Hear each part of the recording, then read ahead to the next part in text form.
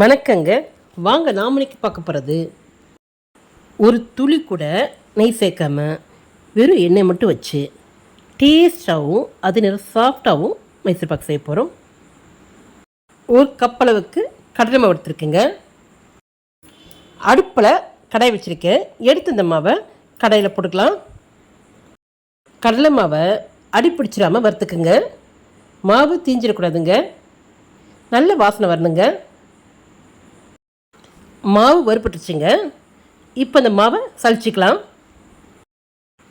மாவை நல்லா சலிக்கிறதுனால சின்ன சின்ன கப்பிகளோ இல்லை சின்ன சின்ன உருண்டைகளோ இருந்தால் நின்றுங்க.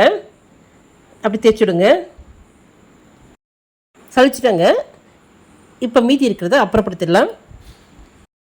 நாம் கடலை மாவு நல்லா வறுத்தனால மாவு பாருங்கள் நல்லா நைஸாக இருக்குங்க. நான் ஒரு கப் கடலை மாவு எடுத்துருக்கேங்க. இதுக்கு ஒரு கப் அளவுக்கு எண்ணெய் எடுத்துக்கணுங்க. இதில் பாதி ஊற்றிக்கலாங்க. மைசூர் பாக்கு எடுக்கிற எண்ணெய் வாசனை இல்லாத எண்ணெயாக இருக்கணுங்க. அந்த மாதிரி பார்த்து எடுத்துக்கோங்க. இப்போது இந்த மாவு எண்ணெயும் நல்லா கலக்கிற மாதிரி கலந்து விடலாம். டைரெக்டாக சக்கரை பாகில் போடலாம். ஒரு வேளை கட்டி வர சான்ஸ் இருக்குங்க. அதனால் எண்ணெயில் கரைச்சி விட்டிங்கன்னா கட்டி வராதுங்க. இப்போது சக்கரை பாக்கு தண்ணி வச்சுக்கலாம். ஒரு கப் அளவுக்கு தண்ணி சேர்த்துக்கிறேங்க. நான் ஒரு கப் கடலை மாவு எடுத்துருக்கேங்க. அதுக்கு 1.5 கப் அளவுக்கு சர்க்கரை சேர்த்துக்கலாம். சர்க்கரை சேர்த்துட்டு நல்லா கலந்து விடலாம். கரெக்டுங்க. இதுக்கு நாம் பாகுப்பதம் பார்க்க தேவையில்லைங்க. சர்க்கரை நல்லா கரைஞ்சி கொதி வரணுங்க. பபிள்ஸ் வருது இல்லையா, இப்போ இது போதுங்க. இப்போது கரைச்ச கடலை மாவை சேர்த்துடலாம். மாவை சர்க்கரை பாலை சேர்த்துட்டு உடனே கிண்ட ஆரம்பிச்சிடணுங்க. கை விடாமல் கிண்டணுங்க. உடனே கலந்து விடாமல் விட்டோம்னா ஒவ்வொரு சமயம் அடி பிடிச்சிருங்க. அதனால் நல்லா கலந்து விடுங்க. கிண்டிக்கிட்டே இருங்க. மாவை சேர்த்துட்டு கிண்ட ஆரம்பிச்சோம்னா ஒரு 15 நிமிஷத்தில் இந்த மைசூர் பாக்கு ரெடியாக இருங்க. பாருங்கள், இப்போயே பபிள்ஸ் ஆரம்பிச்சிருச்சுங்க. அப்படி கிண்டிகிட்டே இருங்க. மாவு நல்லா வேக ஆரம்பிச்சிருச்சுங்க. ஆனால் தனியாக தான் இருக்குங்க. இது இன்னும் கொஞ்சம் கெட்டியாகணுங்க. அப்படி கிண்டி விடுங்க. கடலை மாவு நல்லா நுரைச்சி பொங்கி வந்துருக்குங்க. கெட்டியாக வந்துருச்சுங்க. இப்போ இது மாற்றிடலாங்க. ட்ரேயில் மாற்றிடலாம். எடுத்து ஊற்றிடலாங்க.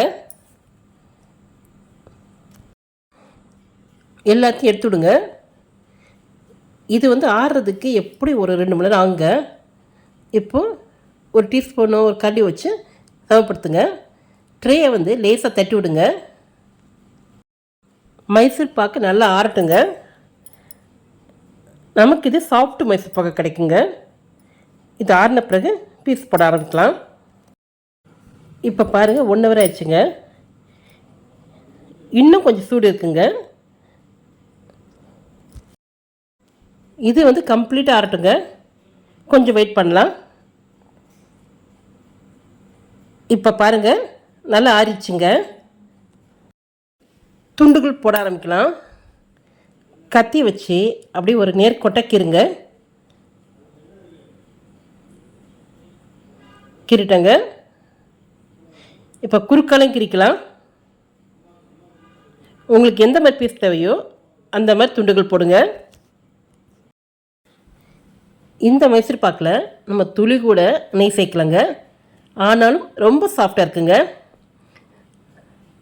துண்டுகள் போடும்போது தெரியுங்க எந்தளவு சாஃப்டாக இருக்குன்னு.